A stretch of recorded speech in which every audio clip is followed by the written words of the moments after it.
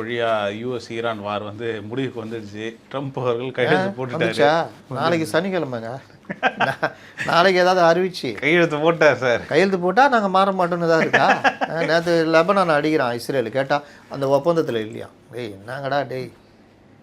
சரி கையெழுத்து போட்டேன், நாளைக்கு மீண்டும் தேவைப்பட்டால் அடுத்த வாரம் அடிப்பேன்னா அப்படியே சர்ன்னு பங்கு சந்தை இறங்கும். அவன் பிள்ளைக்கு சொத்து ஏறும், தங்க விலை மறுபடியும் ஏறும், பெட்ரோல் விலை ஏறும். பெட்ரோல் விலை ஏறும், தங்க விலை குறையும். இன்னைக்கு குறைஞ்சிருக்குது, நாளைக்கும் குறையுமா? ரூபாய் மதிப்பிழப்பு கூட ரூபாய் மதிப்பிழப்பு 94 ரூபா வரைக்கும் குறைஞ்சிருக்கு. நம்ம வாசகர்களுக்கு பல சந்தேகங்கள் வரும். கூடிய வரைக்கும் எனக்கு வந்த சந்தேகம் பலர்கிட்ட பேசுனது இந்த மாதிரி விஷயங்கள் என்ன அப்படின்னு. அமெரிக்க டாலருக்கு நிகராக இந்திய ரூபாயுடைய மதிப்பு 94 ரூபா 66 வரலாறு காணாத வீழ்ச்சியை சந்திச்சிருக்குது. இதுக்கு என்ன காரணம்? கச்சா எண்ணெய் விலை ஏற்றம் இறக்கும் அப்படின்னு சொல்கிறாங்க. சர்வதேச அளவில் கச்சா எண்ணெய், அந்த அரசியல் பதற்றம், அந்த ட்ரம்ப்பு, இந்த இதெல்லாம். இன்னொன்று அந்நிய முதலீடுகள் வெளியேற்றம். நம்மக்கிட்ட முதலீடில் இருக்கான், திடீர்னு வெளியே போகிறான். முதலீடுனா என்னது?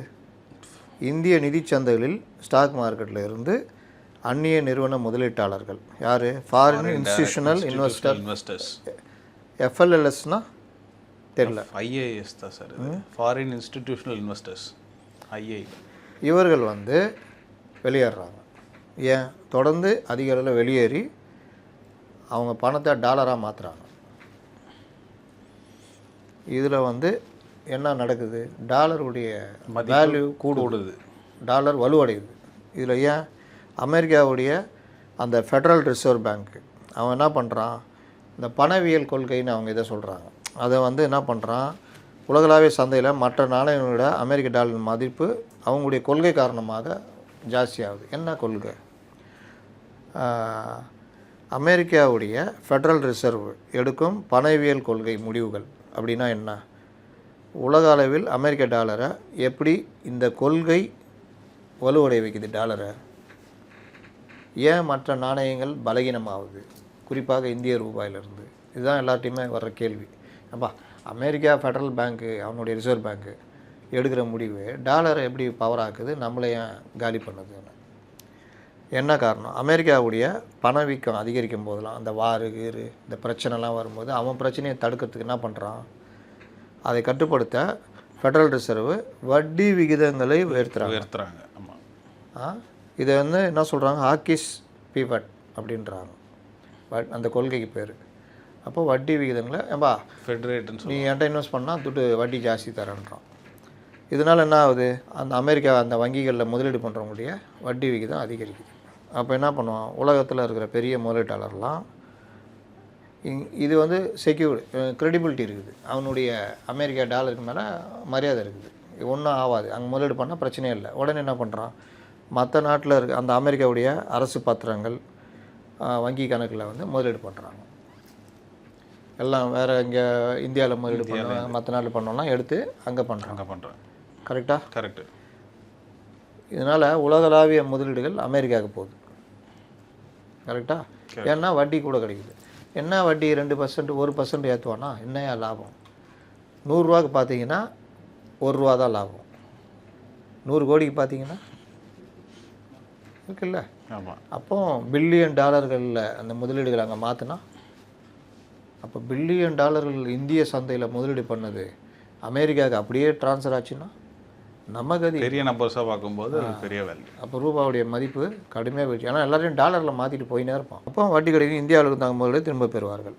இந்தியாவிலிருந்து முதலீட்டை எடுக்கும் பொழுது அவர்கள் இந்திய ரூபாயை விற்றுவிட்டு அதை அமெரிக்க டாலராக எடுத்துகிட்டு போவாங்க. கரெக்டாக? இதனால் சர்வதேச சந்தையில் டாலருக்கான தேவை அதிகரிக்கும்.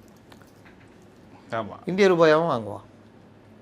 அப்போ அதனால இந்திய ரூபாயுடைய இது வீழ்ச்சி அதிகரிக்கும். அதே நேரம் விற்கப்படுகிற இந்திய ரூபாயின் மதிப்பும் குறையும். இதுதான் முக்கிய காரணம். அவனுக்கு தேவைக்கு அவனுக்கு சண்டை மற்ற பிரச்சனைன்னு வரும்பொழுது வட்டியை ஏற்றும் பொழுது இங்கே எல்லாம் சந்தை தானே, பங்கு சந்தை தானே. இந்த இதுதான் நேற்று G7 மாநாட்டில் அவர் பேசியிருக்காரு, பிரதமர் பேசியிருக்காரு. இதெல்லாம் தெரியாமல் இங்கே உருட்டிகிட்டு இருக்கிறது. நீங்கள் சண்டை போடுறீங்க, போய் அடிக்கிறீங்க, அடிச்சுட்டு நீங்கள் அதுக்கப்புறம் போர் நிறுத்தம் ஒப்பந்தம் வந்துடுறீங்க. அடிப்பட்ட நாடு, அந்த மக்கள், அந்த நாட்டுடைய புனர் நிர்மாணம், அடித்தவங்க பொறுப்பேற்றுக்கணும். யார் பொறுப்பேற்றுக்கிறது? என்ன பண்ண போகிறீங்க? இந்த கேள்வி அவர் வச்சுருக்காரு. இன்னொன்று, நினச்சா இந்த மாதிரி மாற்றி மாற்றி பண்ணுறீங்களே முதலீடுகள் இங்கேருந்து அங்கே இதுன்னு, அப்போ அந்த இன்வெஸ்டர்ஸுக்கு இதுக்கான விஷயங்களில் நம்ம முடிவெடுக்கணும் அப்படின்றத அவர் பேசியிருக்காரு. என்ன நிலையானது.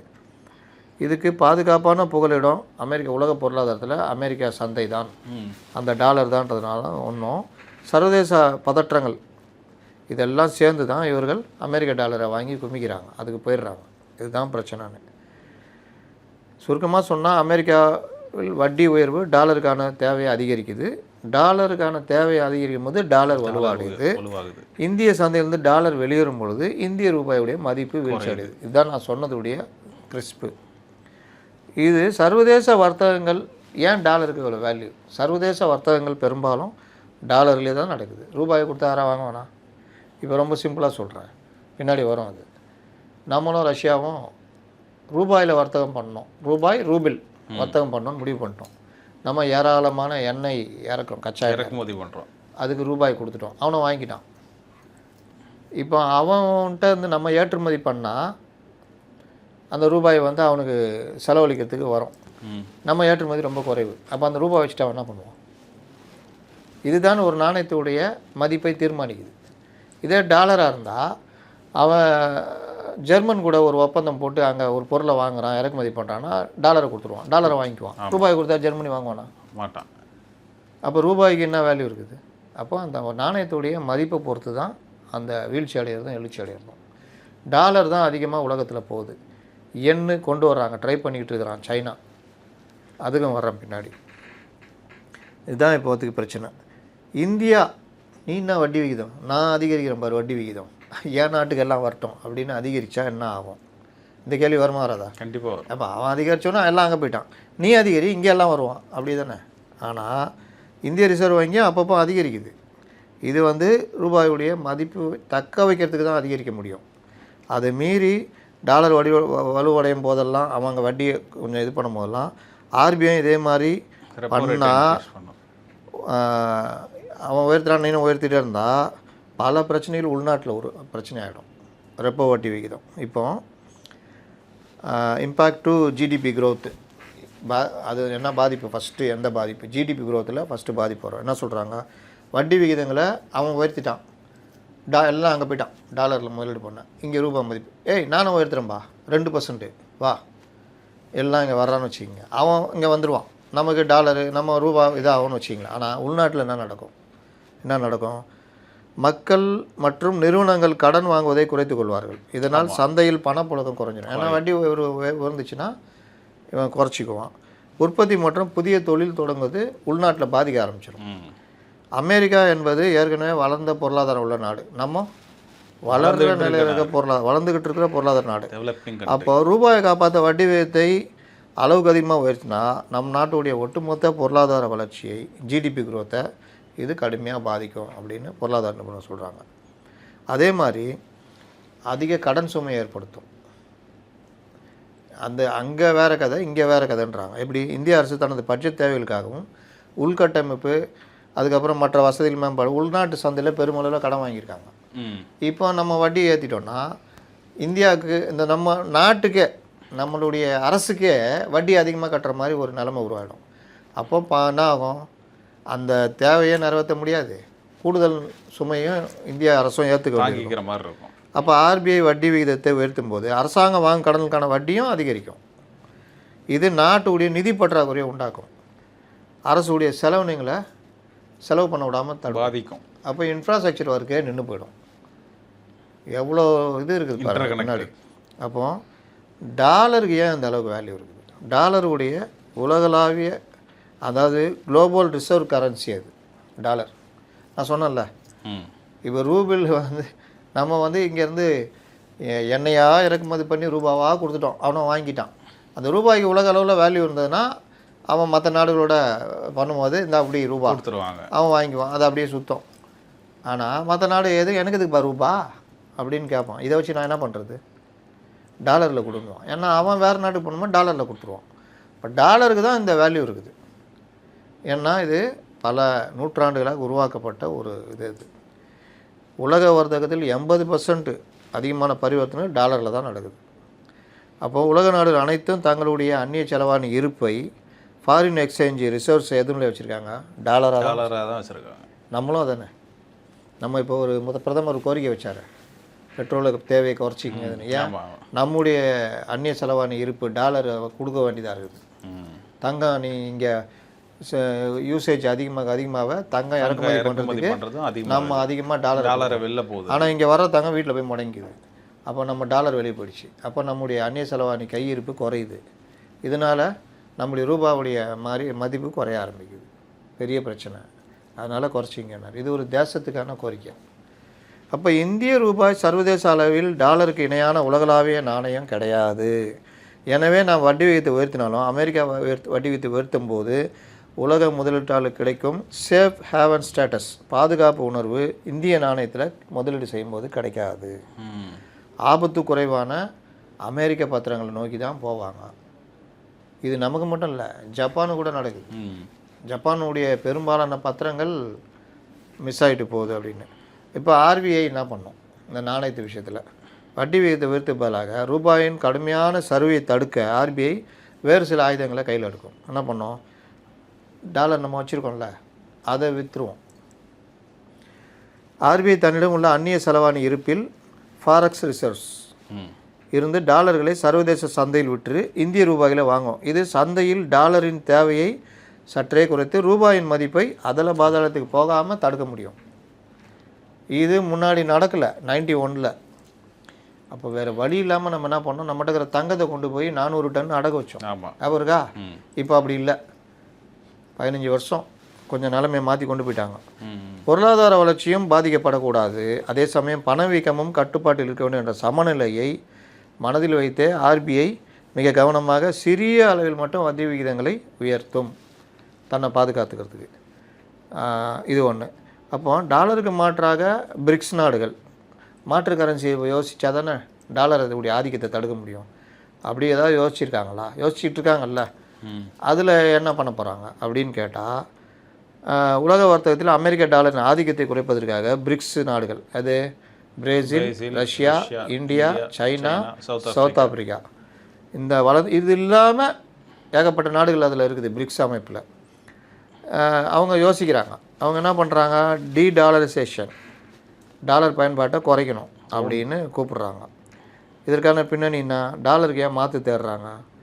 ஏன்னா அமெரிக்கா தனதுக்கு எதிரான நாடுகள் மீது, ரஷ்யா, ஈரான் மேலே இந்த பொருளாதார தடை விதித்தா அங்கே முதல் பாதிப்பு டாலரை பயன்படுத்த முடியாது. அப்போ வர்த்தகத்துலேருந்து எல்லாம் முடங்கி ஸ்டாப் ஆகிடும். பொருளாதார தடையில் வைத்து சர்வதேச டாலர் பரிவர்த்தனை அமைப்பான ஸ்விஃப்டிலிருந்து தடை செய்கிறது. இதனால் மற்ற நாடுகளுக்கு நாளைக்கு இதே நிலைமை நமக்கு வரன்ற பயம் இருக்குமா இருக்காதா? இந்தியாவுக்கே ஒரு தடை வச்சுட்டாங்கன்னா சில விஷயங்களை நமக்கு தடை வச்சு வச்சுருக்காங்களே அந்த மாதிரி. அப்போ அமெரிக்கா கொள்கையுடைய பாதிப்பு நம்ம இது சொன்னது மாதிரி அமெரிக்காவுடைய ஃபெடரல் ரிசர்வ் வங்கி எடுக்கிற அந்த நாடுகளுடைய முடிவுகளால் நாடுகளோட நாணயங்கள் பாதிக்கப்படுற மாதிரி தன்னாட்சி பெற்ற நாடுகள் அதுலேருந்து தப்பிக்கிறதுக்கு நம்ம தன்னாட்சியாக இருப்போம். இவனுடைய டாலர் இல்லாமல் நம்ம ஒரு இது கரன்சி வச்சு நம்ம ட்ரை பண்ணுவோம் நம்மளுக்குள்ள கரன்சி. அப்போ இது தேவையில்லை. அப்போது என்ன ஆகும், இப்போது நான் இந்தியா ஈரான்கிட்ட ஒரு இது வாங்குது, ஈரான் சைனாட்ட வாங்குது, ரூபாய் அங்கே கொடுக்கும், ரூபாய் இப்படி சுத்தம் இந்த மாதிரி. ஆனாலும் இதுக்கு ஒரு பொதுவான கரன்சி உருவாக்கணும், அது ரூபாவோ வேறு எதுவும் இருக்கக்கூடாது. அப்போ அங்கே என்ன சிக்கல் வருது அப்படின்னு பார்த்தா, பிரிக்ஸ் நாடுகள் டாலரை எதிர்கொள்ள 3 முக்கிய வழிகளை கையாளுறன. உள்ளூர் நாணயங்களில் வர்த்தகம், டாலரை தவிர்த்து விட்டு இரு நாடுகளும் தங்கள் சொந்த நாணயங்களில் வர்த்தகம் செய்கிறது. அதுதான் ரஷ்யா, இந்தியா, ஈரான், இந்தியா இந்த மாதிரி. இந்தியா ஐக்கிய அரபு அமீரகத்துடன் ரூபாய் திர்ஹாம் அடிப்படையிலும் ரஷ்யாவுடன் ரூபாய் ரூபில் அடிப்படையிலும் கச்சா எண்ணெய் மற்ற இதர வர்த்தகங்களை மேற்கொள்ள ஒப்பந்தம் செய்து அதில் நம்ம வெற்றியும் பெற்றுட்டோம்.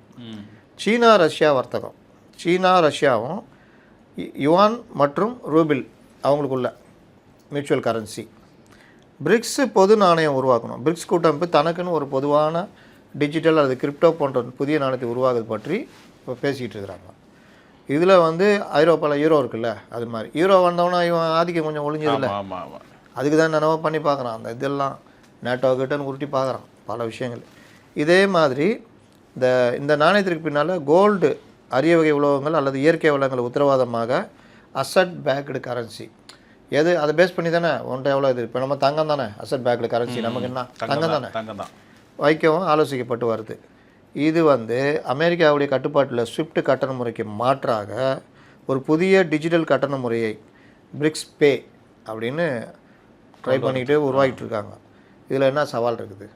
இதுலேயும் சவால் இருக்குது. என்ன டாலருக்கு மாற்று யோசிப்பது உண்மையாக இருந்தாலும் அது செயல்படுத்தல நடைமுறை சிக்கல் இருக்குது. என்ன இருக்குது? ரஷ்யாகிட்ட இருந்து அதிக கச்சா எண்ணெய் நம்ம வாங்குகிறோம். ஆனால் ரஷ்யா இந்தியாவிலிருந்து வாங்கும் பொருட்கள் குறைவு. இதனால் ரஷ்யாவிடம் குவியும் இந்திய ரூபாயை அவங்க எப்படி பயன்படுத்துறதுன்னு தெரியாமல் அந்த பணத்தை காகிதமாக வச்சுன்னு இருக்காங்க. கரெக்டாக? சீனா பிரிக்ஸ் பொது நாணயம் வந்தால் அதில் சீனாவின் யுவான் நாணயத்தின் ஆதிக்கம் அதிகமாக இருக்குமோ என்கிற தயக்கம் இந்தியா மாதிரி நாடுகளுக்கு இருக்குது. ஏன்னா அவன் தான் அமெரிக்கா கருத்து பெரிய பொருளாதாரத்தில் ஆதிக்கம் செலுத்துகிறான். டாலருக்கு மாற்றான கரன்சி என்பது வெறும் பேச்சுவார்த்தை மட்டத்தோடு நின்றுவிடவில்லை. தங்களது அந்நிய செலவான இருப்பில் டாலரின் அளவை குறைத்து தங்கத்தின் மீதான முதலீட்டை கணிசமாக பல நாடுகள் உயர்த்தி வருது. அதனால தான் தங்கம் எகிர்ச்சி எல்லாம் தங்கத்தில் கொண்டு போய் முதலீடு பண்ணி வாங்கி சேமிக்க ஆரம்பித்தாங்க. முழுமையாக டாலரை ஒழிக்க முடியாவிட்டாலும் பல முனை நாணயங்களை நோக்கி நகரத் தொடங்கியுள்ளது அப்படின்றது தான். இதில் வந்து உள்ளூர் நாணய வர்த்தகத்தில் இந்தியா போன்ற வளரும் நாடுகள் சந்திக்கிற பிரச்சனை என்ன அப்படின்னா, ரஷ்யா ரூபா சிக்கல் சொல்லிட்டோம்ல, அதே மாதிரி ரஷ்யா வந்து இப்போ அந்த நாடுகளுக்கு நம்ம அதிக அளவில் ஏற்றுமதி செய்கிறதுக்கான நாடாக வளரணும். அப்படி வளர்ந்துட்டால் நம்மளுக்கு பிரச்சனை இல்லை. அது ஒரு பிரச்சனை இருக்குது. அமெரிக்க டாலர், யூரோ அல்லது பிரிட்டிஷ் பவுண்டு போல் இந்திய ரூபாய் சர்வதேச அளவில் தாராளமாக மாற்றத்தக்க நாணயமாக மாறணும். ஆனால் இன்றைக்கி இல்லை. அதுதான் நமக்கு முன்னாடி உள்ள சவால். சவுதி அரேபியாட்ட ரூபா கொடுத்து என்ன வாங்கினா சவுதி நம்மள்ட்ட வந்து என்ன வாங்குவோம்? இல்லாட்டி சவுதி அந்த காசை கொண்டு போய் வேறு எங்கேயாவது ரூபா கொடுத்து பண்ண முடியுமா? நான் ஏற்கனவே சொன்ன மாதிரி தான். அப்போது வளரும் நாடுகளின் நாணய மதிப்பு உலக பொருளாதார சூழலுக்கு ஏற்ப அடிக்கடி ஏறி இறங்கும் என்று நாம் பார்க்குற செய்தி. அதனால தான் இந்த இது வந்து நடந்திருக்குது. ஒரு வெளிநாட்டு நிறுவனம் இந்திய ரூபாயில் வர்த்தக ஒப்பந்தம் செய்துன்னு வச்சுக்கலாம். அவன் பண்ணும்போது 85 ரூபா இருந்தது. இப்போ இந்த நிலைப்பாட்டினால 94 ரூபா ஆயிடுச்சுன்னா அவன் ஏன் ரூபாயில் வர்த்தகம் பண்ணணும்? ஆமாம், டாலரில் அவன் யோசிச்சானா அவனுக்கு லாபம் தானே. $5 ஒரு பெரிய கண்டெய்னர் $5, 100 கண்டெய்னர் $500 பணம். ஓகேவா? ரைட்டு. டாலர் மதிப்பு ஏறிச்சு, ரூபா மதிப்பு குறையுதுன்னா அப்போ டாலரில் குறைவாக கொடுக்குற மாதிரி ஆகிடும். $5 80 ரூபா இருந்தால் உங்களுக்கு இப்போ 95 ரூபா ஆகிடுச்சுன்னா ஒரு டாலரு, அப்போது $4.5 கொடுத்தா போதும், $4 கொடுத்தா போதும். இதே ரூபாயில் பேசியிருந்தா அந்த வர்த்தகம் போகும்போது அதிகமாக கொடுக்குற மாதிரி வரும். அப்போ அவன் ஏன் இதுக்கு வர போகிறான்? ரூபாய்க்கு டாலரில் வர்த்தகம் பண்ணிட்டு போகிறான். இதுதான் முக்கிய காரணம்.